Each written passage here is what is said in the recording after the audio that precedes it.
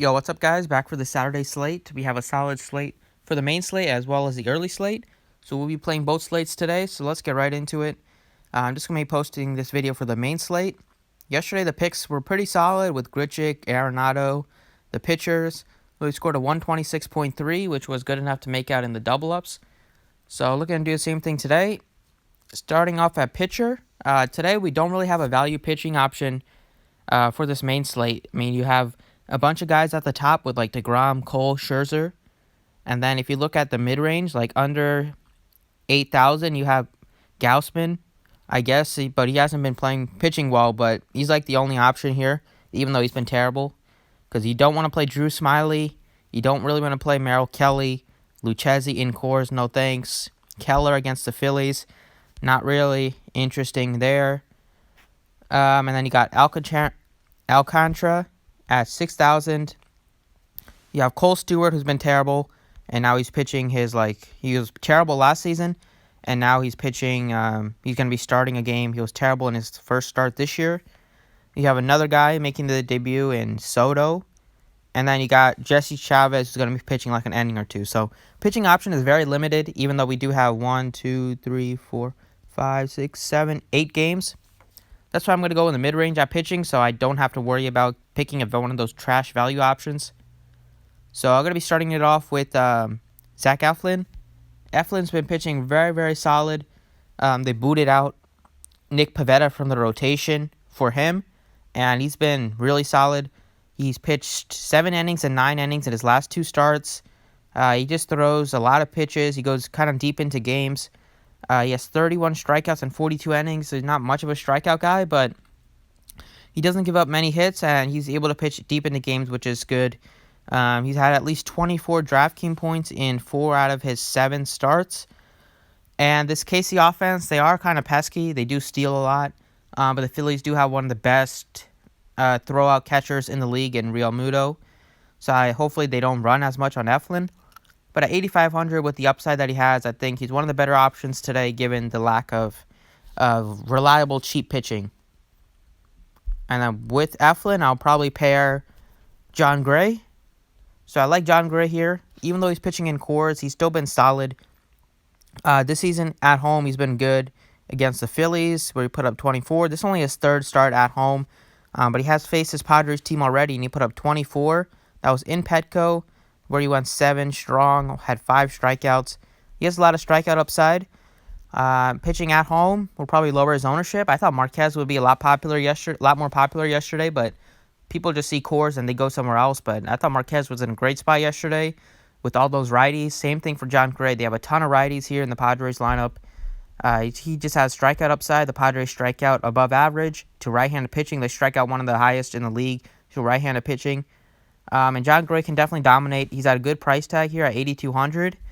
And I just like the matchup for him. And I like the price tag a lot at 82. So going with those two guys leaves us with plenty to spend on the bats for today. At first, talking about some stacks I like. Obviously, you got to look at the Houston Astros, because the Astros are going to be facing Jesse Chavez for like the first inning or two. And Chavez has a 7.27 ERA this season in relief. In 17 innings, he's given up 6 bombs. That's terrible. That's a home run per 9 of 3.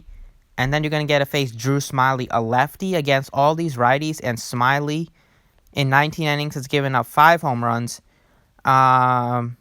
So it's just going to be a bad spot for both of these guys, especially for Smiley with all those righties.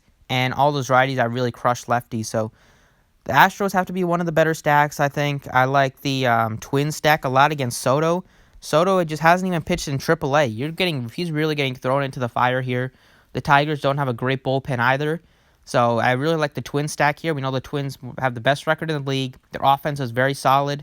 And you can definitely stack up all the righties here. I don't even mind going with a few lefties that hit righties well, like Rosario hits lefties well. So I don't mind a twin stack at all. And then I might go with definitely you got to go with the Rockies again against Joey Lucchesi. Lucchesi has a 5 ERA. That was pitching in Petco for most of his starts. He's still been bad. Now he's going to get a face in them in Colorado. Definitely like the righties from Colorado. Again, I feel like the Rockies are facing a lefty every single day. And yeah, those are like the top stacks for me. So starting it off at first base, I like Yuli Gurriel. He's just very cheap. Look how far you have to scroll down for Gurriel. The matchup is great. The Astros are probably going to have one of the highest totals on the slate. He's $3,500. He has the same price tag as Pablo Sandoval, Neil Walker, Dominic Smith. He's cheaper than Matt Davidson, who hasn't even played this season. So I like Gurriel. Ever since the beginning of like May, he's been really, really good.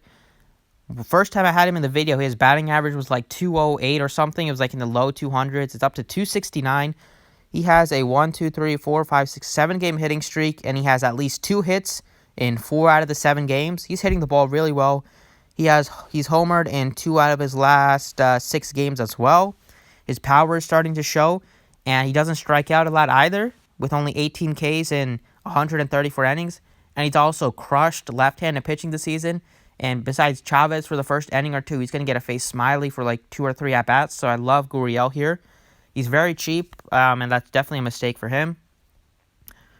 Another guy that's very, very cheap at second base is going to be Robinson Cano. I mean, this guy's been underpriced all season, and now the price tag is getting really ridiculous. He's the same price tag as Diaz, Vargas, under Beckham, and he's barely above guys that haven't even played this season. So Robinson Cano is getting really disrespected here by the pricing algorithm. He's been solid this season, 261 with 3 home runs. He's missed a couple games as well with injuries, but he still has power. He's still batting like right at the top of the batting order. I think he bats in the 3 hole. So at 3,500 against Alcantara, who has struggled a lot this season, especially with lefties, I like Cano here at 3,500. He's just very cheap. Does not take much for a guy this cheap to really return value. A couple of base hits, a couple RBIs, and he's already well exceeded value. So 3,500. I like both of these guys. They're very, very cheap, and their matchups are solid. At shortstop, another guy that I like that's kind of underpriced is Carlos Correa. So Correa is at 4,600. He has just been good this season. He bats right in the heart of the lineup. Jose Altuve is probably going to miss a few games with his hamstring injury, so we'll see where Correa bats now. But he has power, especially a lot of power against lefties this season where he's crushed them. All these Astros hitters crush lefties, and Correa has a lot of power. Both of the pitchers from Texas give up a ton of home runs, ton of fly balls. So the Astros are definitely going to be one of the better stacks today. And Correa is definitely cheap at 4,600, like compared to Polanco, 53, Mondesi, 54, Story, 55, Machado. He's definitely one of the cheaper options because if you scroll down a little bit after Correa, you have like Swanson, Rodriguez are like in play, maybe Rosario, and then after that it just dies at shortstop. So you have like 6 or 7 good options at shortstop today, and Correa is probably one of the best ones at that price tag. And then in the outfield, I like Nelson Cruz. She talked about the Twins offense a little bit. Cruz has always been one of the most powerful hitters in the league against lefties. A lefty, you getting to face a lefty that hasn't even pitched in AAA. So that's just a very bad spot for him. Cruz has a ton of power. This Twins offense has a ton of power. Cruz hasn't been swinging the bat super well lately, but I think this is a great spot for him to get back on it. All it does is it takes one swing of the bat for him to really crush. And against a lefty, I really, really like him here at 4,900. So I love me some Nelson Cruz. And those are the picks I like. Going with Eflin Gray, going with a couple cheap guys and Gurriel, Cano, and then some guys in really good spots with Correa and Cruz.